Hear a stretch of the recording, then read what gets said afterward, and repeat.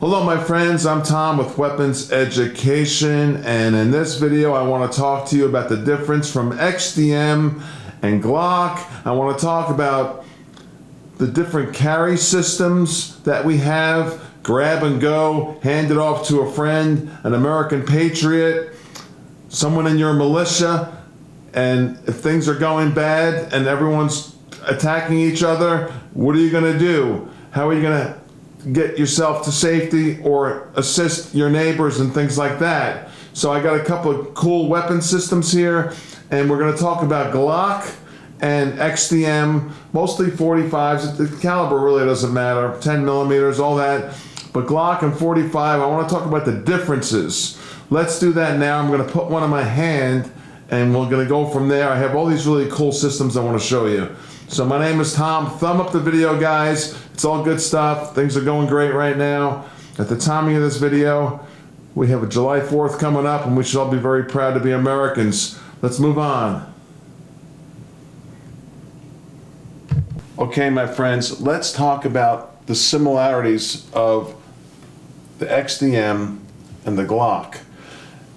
Both companies are etched in stone. Here I have a 10 millimeter XDM. I've done so many videos on the XDMs. I remember one in particular from SHOT Show.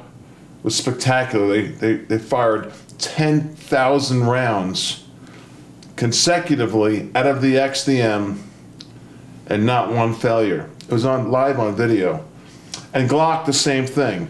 So they're similar in that respect where they're bulletproof. They're like, you know, no pun intended, they're like really awesome as far as quality, both of them. They're also similar because they're both modern day guns. They're striker fired.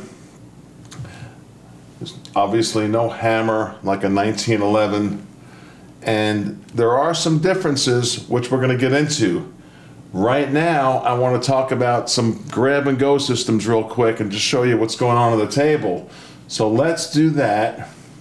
What I have here, this one is the XDM, the 10 millimeter, this big cannon. It's spectacular. So I've got these bags, I've got like 15, 20 of them from my personal self. I've sold thousands of them. They're $100 each, but they're spectacular and they're hard to get. I can get them weaponseducation@gmail.com. You have to email me. Weapons with an S, education@gmail. So you have all your mags here. I'm set up to grab and go. Like if something happens and I have to pass this off to a friend, and I need assistance with some teammates, I have enough bags to hand off. I have that all figured out in my mind with a lot of people that can help in case things go wrong. With that said, this 10 millimeter goes here, got the mags. And here, this is a Springfield box. This whole box, I have a 1911 here for a reason, by the way. I'm going to tell you the similarities of a 1911 grip and an XDM here in a moment. But this box is pretty cool. Grab and go. Extended mags, a bunch of them. This is not, you know, this is not for like just going to the range and shooting it all day. This is to hand to someone the reason why I put these kits together is to hand it off to someone that can assist me in a bad situation. So this is a cool kit. I just want to show you what I do. I got a bunch of mags, a bunch of ammo, because your gun's useless without the ammo. Here I love these two-tone XDMs. This one's a 4.5 45, and this is the 3.8 45. Close it, it's on wheels, go. This one here, now we're getting to Glocks. I love them both. The Glock 20, I think, is my favorite Glock.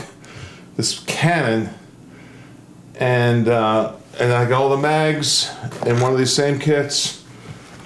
These are hard to get, these kits. Weaponseducation@gmail. And I'm telling you,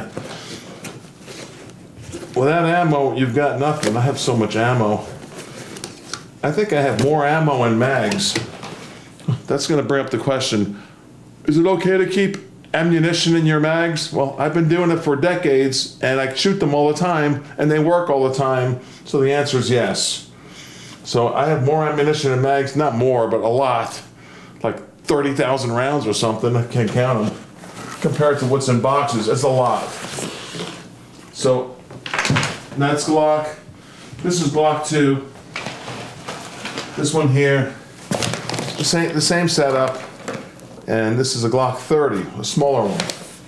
All right, so what are we getting at here? This is another Glock here, 21, the big 45. All right, now, the one thing with the XDM is, let's talk about some differences from the XDM. Let me do this so you can see it better. Just take our time. I don't put enough videos out. And when I do, I'm just going to take my time and show you what's on my mind. I'm going to pull this chair up and sit here and talk to you guys. It's Tom here from Weapons Education. It's been 15 years, and I'm still doing it. I'm still at it. I'm here for you guys, and I care about all of you, and I thank you for it. So right now, I want to show you a Glock. This one here. Let me grab this one. Perfect scenario. You don't want too much gadgets on it. I made a mistake and put these red dots things, gadgets on the grip. That was a mistake. I gotta pull them all off. CTI, whatever they're called. You just want a clean Glock. One benefit Glock has over XDM, one benefit is the upgrades on accessories, right? Glock is like endless. Been to the SHOT Show over a dozen times. It's like ridiculous the amount of upgrades you can do for a Glock, but not many on XDM. But people also say, well, when you buy an XDM, you don't need to upgrade it. It's already got all this stuff on it.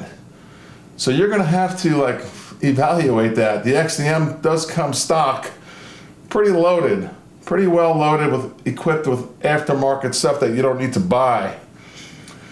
So that's a plus for the Glock, but a negative for the Glock, some people say, not necessarily me, is there's no rear grip safety like there is on the XDM.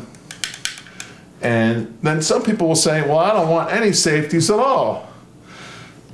Well, then some people say, that's why there's a 1911 here. Well, I love 1911s, and I love that rear grip safety. Okay, so what's going on here? Rear grip safety or not? With the Glock, you don't have one ever. The XDM, you have one. So why is it there? First of all, when you're shooting the XDM, you're not going to know the rear grip safety's there. If you grip it like a gun, like that, it's going to fire. If you grip it like an accident, like that, it won't fire. And that's what it's designed for. So you don't shoot someone by mistake, because you shouldn't be pulling a trigger if your hand is held like that.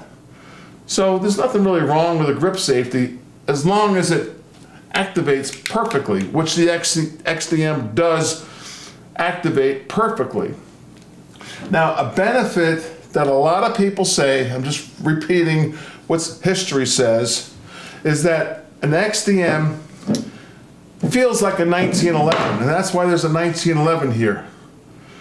The top pistol of all time, which is known for competition and for shooting, and when you put a 1911 on your hand, it's got a low bore access. Now, what does a low bore access mean? If I did that, I have to do another 20-minute video, so I'm not going to do it now, but I will in the future. It's going to be my next video, I promise. Low bore access and the benefits. So with a 1911, you've got that barrel a little bit lower, and your hand moves in forward. And people with the XDM, now we're talking about the differences of XDM and Glock, people with the XDMs all say, it feels like a 1911. My hand moves in forward. The barrel feels like that millimeter, that little bit lower. And I shoot better. I'm more accurate. I'm more on target.